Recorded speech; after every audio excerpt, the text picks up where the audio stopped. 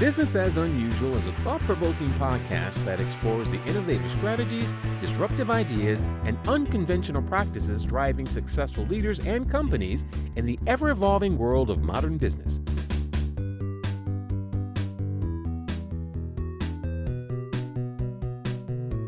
Subscribe, comment, and share for weekly inspiration with our host, Aicila. Hello, today I'm excited to welcome Brett Hogeveen, CSP, an international leadership and culture expert and the co-founder of Better Culture, to Business as Unusual. Brett helps organizations move beyond business as usual practices by showing how culture itself can become a competitive edge. With a background that bridges engineering, healthcare leadership, and startup investing, he brings a unique, real-world perspective to what makes workplaces thrive. As a speaker, investor, and host of the Better Culture podcast, Brett shares practical tools and strategies built on one powerful belief: better culture creates better business, which I totally agree with. Welcome to the show, Brett. Hey, thank you for having me. I've been really looking forward to this. And so I'll dive right in and say, I feel like because culture can be perceived as sort of a soft skill or is not as quantifiable for people, that can be a challenge. But what would you say the challenge you see in bringing this awareness or this competitive edge to businesses is? I see two challenges that jump to mind. Number one is that people who are more business-oriented, financial-oriented, numbers-oriented may think that it's just soft, meaning unimportant.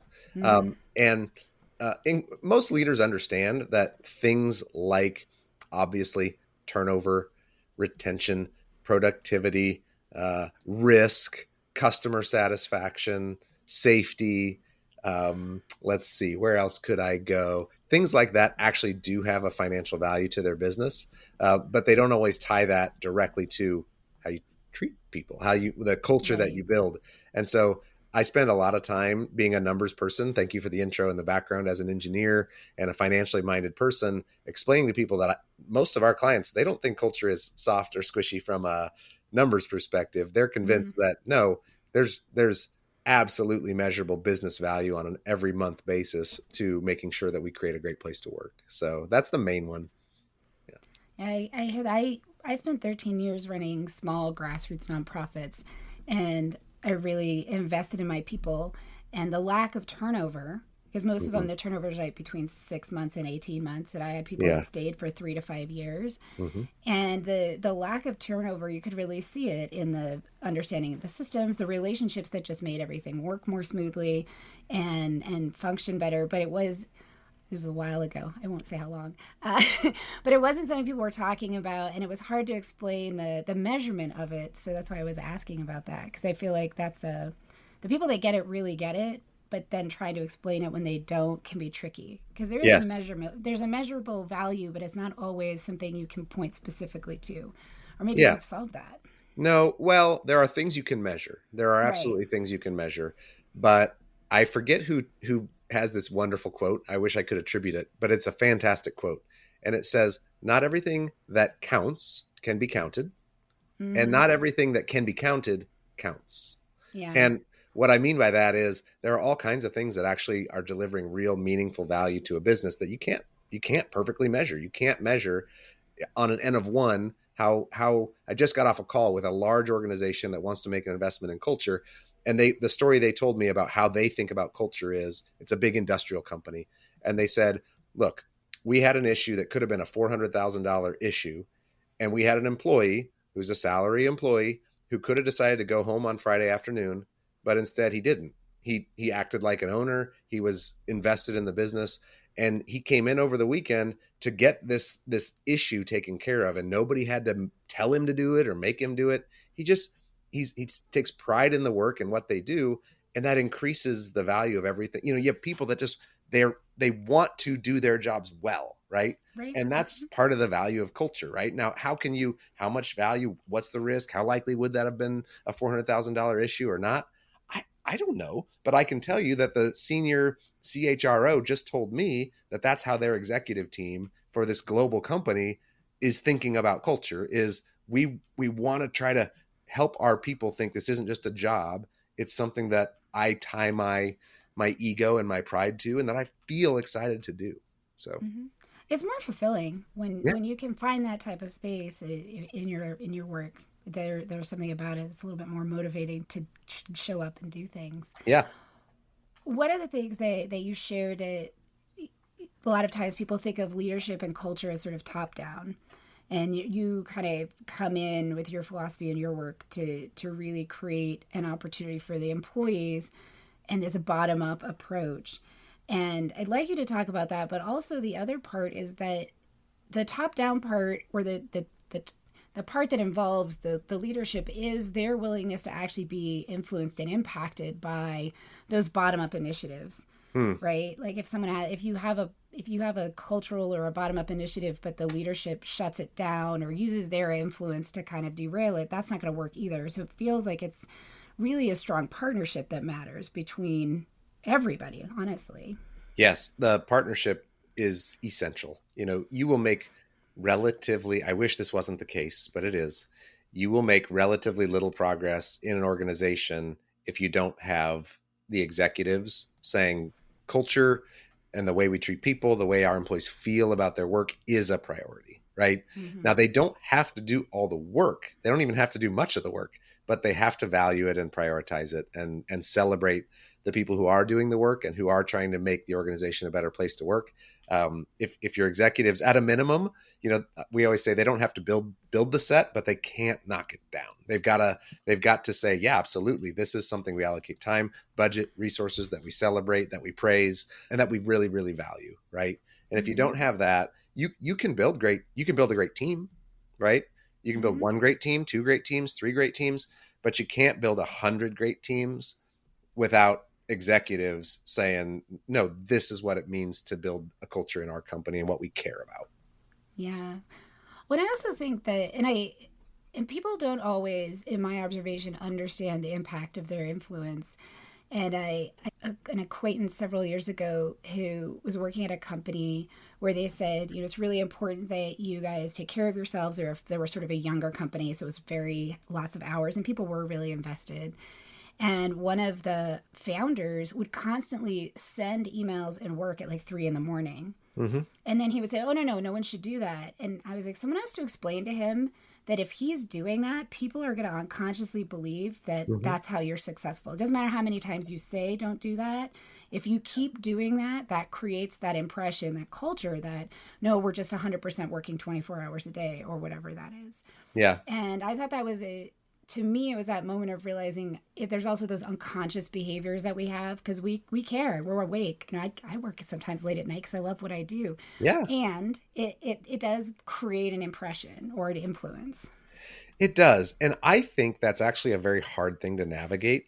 So, because let's just talk about the way we run our company, right? So we have 6 employees at Better Culture, and I work really hard to encourage. We have unlimited time off, and we have all the same issues that most companies that do that have, which is my team doesn't take a lot of time off. And it's like, guys, I want you to do that. I want you to do that.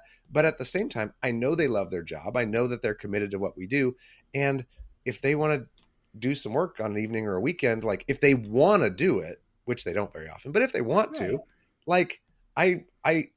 we want work-life integration, right? We want great. And if you want to take Tuesday afternoon off, do it. If you want to leave at 3, do it. If you don't want to work at all this week, take vacation. So the way I like to work is I like to work when I want to work, and I like to have an employer that supports that. Right. And so sometimes that means I start work at 11. I didn't need to do anything this morning. I went to the gym and I went for a walk with my wife and my dog, and I took my kids to school. Today I'm going to take my daughter to an eye appointment at 3:20. And, it's just great. I'll probably do some work later tonight, but I don't have to, right? I want to. And that's what culture does, is it makes people want to, not feel like they have to. Yeah. Well, and I think that what you talk about too is there's a little bit of a balance in the situation that I observed. There wasn't any of that it was 100% always working, no pausing. And that does have an influence in how people think success looks like at the company, right? Yes. And it sounds like yours is more, like you said, integration. You could be successful and also have time with your family or Be Yes. flexible And about when and how you do things. so, you know what's funny? And it depends on the work, right? There's some work that is stressful, that is distracting. There's other kinds of work that's kind of just interesting and fun. Mm-hmm. And, and so I don't know. I think every organization has to figure that out a little bit. But I know I've seen multiple organizations that I've worked at firsthand where like getting a phone call in the evening was no big deal because hey, it's my friend calling and so they're working on something. How can I help? It's not like, oh, my boss needs me. And like, it feels very different when it's something you want to be a part of versus feel like you have to be a part of. So Yeah. I do think that freedom is a big, like, one, yes, the camaraderie and the connection, because I'm someone who likes the collaborative effort. So a lot of the people that I work with, I have very strong relationships with. It always feels kind of fun to chat with them. It doesn't yeah, necessarily feel like a lot extra. And also, I know I could say no. I can yeah, say, oh, no, but I'm right now, I'm doing this other thing. And it doesn't absolutely. feel like it's a risky thing. And I think that's maybe one of Yes. the differences in that kind of culture versus the less satisfying Yes. working all the time You're situation. exactly right. It's a risk-free. The risk is the part, right? Where you're like, Yeah. oh, if I don't respond, I'll be in trouble. Or if I can't answer, I'll be looked down upon. And as long as you get that out of there, where it's like, no, you're busy. Don't answer. That's Yeah. fine, right? And that's fine. Yeah. So yeah. Do you have a couple of tips? Like someone's listening and they're like, well, what is this culture thing anyway? How would I try that where I'm at? Or what's the first thing you recommend or something like that? Well, there are two big things that we focus on with organizations that want to that we're clients that are trying to become better and better and better places to work. And the first is how do leaders show up? What are their skill sets and mindsets, right? And so Mm-hmm. we do a lot of leadership training and leadership development work, whether that's in-person training or video-based programs or our once-a-year conference or stuff that we do to upskill leaders.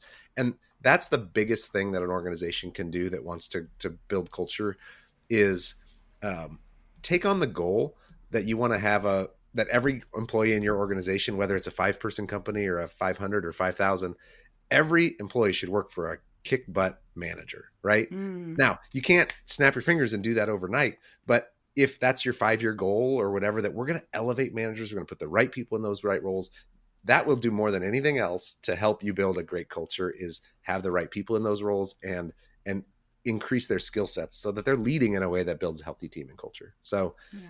that's number one, is improve the skills of leaders. Number two is teach every employee what they can do to be a better team player and contributor. Mm. And so we've the last few years had a lot of fun trying to think what would it look like to build a great culture from the bottom up, to not make it all leaders' responsibility. And we built a product on that front called our 20 Tenets of Culture, which is 20 different attitudes and behaviors that employees can show up with that are both good for them and good for their company. And that's been a lot of fun to dive into as well. That sounds fantastic. What does success look like for you? Me personally, or the company, or what direction you want to take that? That's up to you. I used to think, so we started, I ran a different leadership development company for about 10 years, and we rebranded it 5 years ago to Better Culture. And, Silicon Valley has these funny, like every company out there has these missions that are like, make the whole world better, etc. Mm-hmm. And when we started Better Culture, we said, hey, our mission is let's make the world a better place to work. And Mm-hmm. we're a small business. And that felt really far out of reach a long time. Like when we did that, it was like, oh boy, is that too big?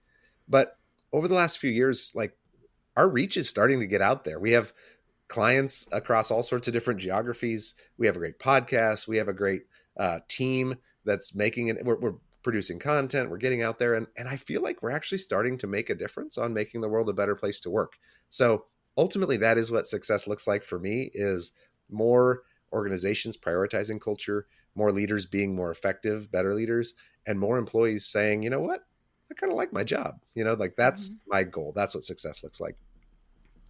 I'm here for it. Good. What advice would you give your 18-year-old self?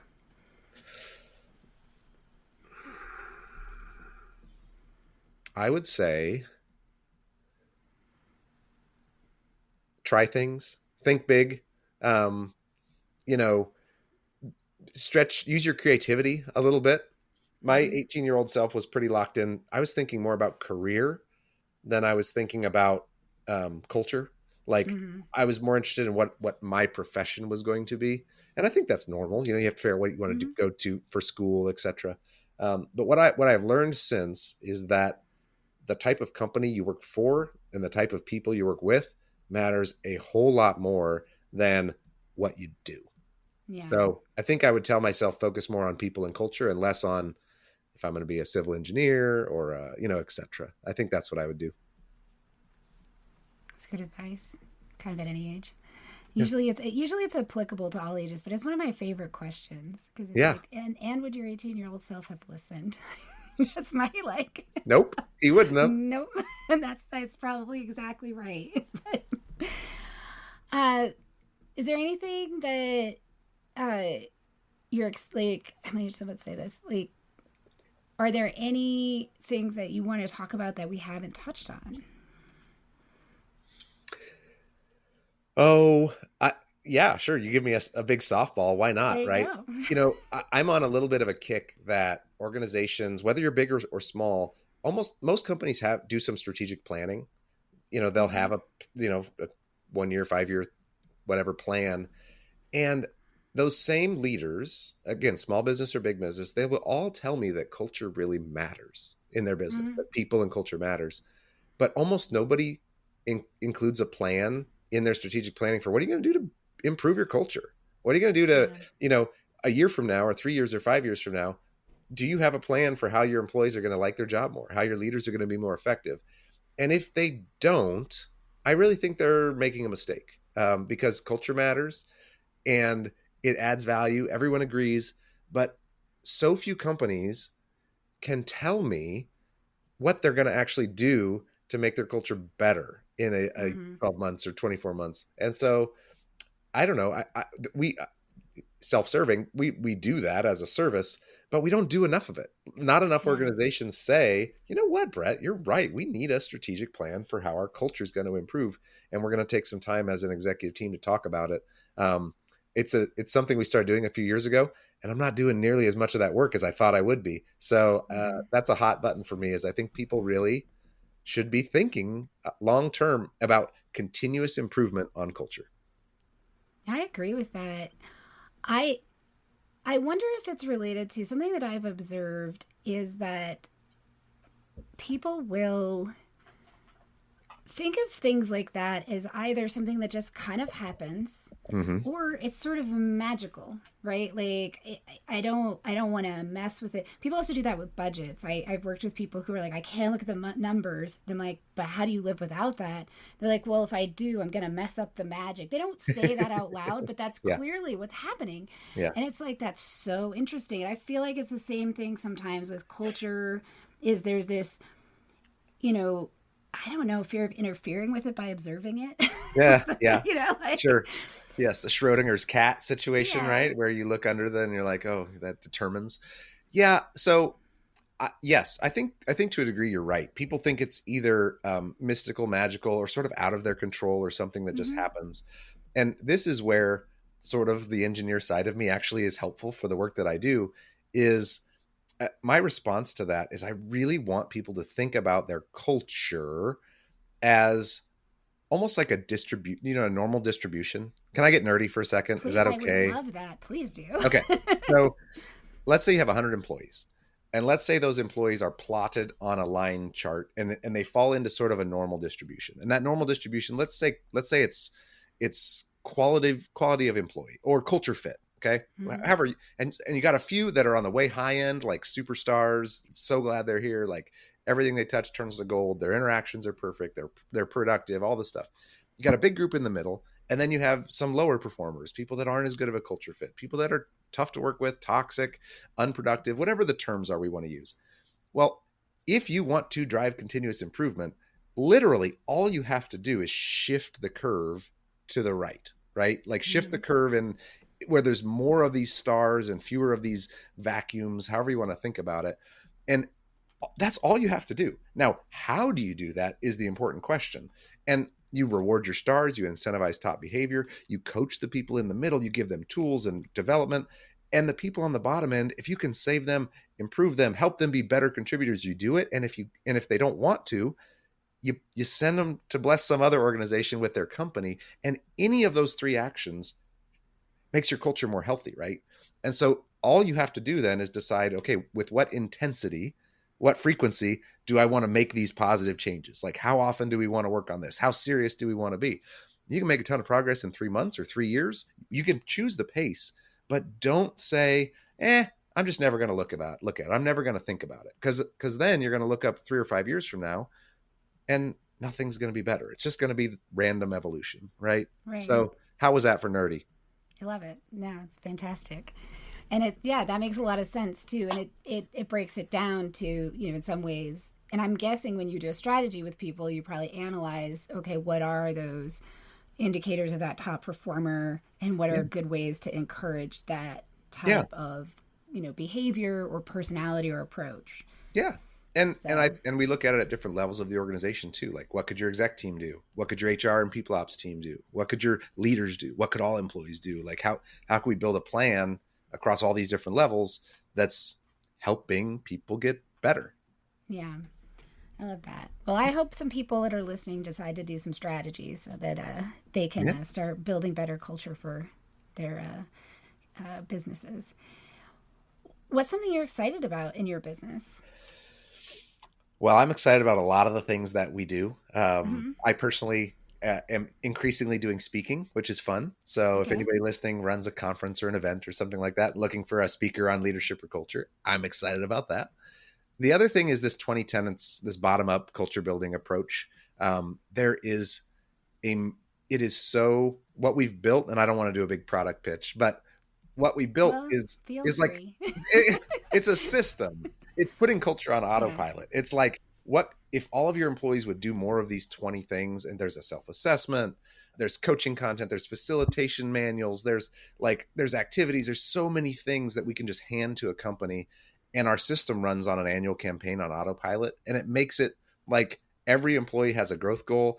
They're being served up culture content and nobody has to do anything, right? Because it's a software-based product, except have conversations about it when the software kind of kicks stuff to you.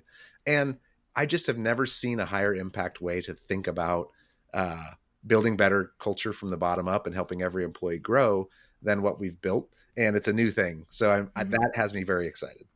Well, that sounds really exciting. Well, and I think frameworks are really helpful, especially for stuff like this where people do feel, like it is mystical or uncertain, because then they can kind of get that drip and those simple tasks or reflection prompts or whatever it is that can help them to not see it as this huge thing, but just those momentary focuses that can help. Baby steps, learn something today, try it, see if you grow, and then go back to your job, and then make it easy again every single time. Make it easy. So make it easy again. I think that's definitely a tagline that people can get behind.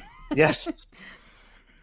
And for folks that are listening, how do they learn more, follow you, get in touch? I'm on LinkedIn, Brett Hogeveen. You can find me there. BetterCulture.com has a ton of awesome resources. I mean, we have a general website. There's an insights tab with lots of cool free stuff if you're interested. The other thing I will share is if people are interested, especially in learning more about these 20 tenets and finding a really cool resource that I can give you 100% for free, I'm going to create a unique landing page just for your show at betterculture.com/unusual. And if people will just go there, you can get a bunch of free premium resources in our Culture Kickstarter pack that you can just use 100% for free. And I promise you're going to go, wow, never seen a resource like that before. So go check that out, give some things a try, and then let us know if we can ever be helpful. Yeah, that sounds great. Go check it out, guys. And thank you so much for joining me today, Brett. I really appreciate it. Thank you so much for the conversation.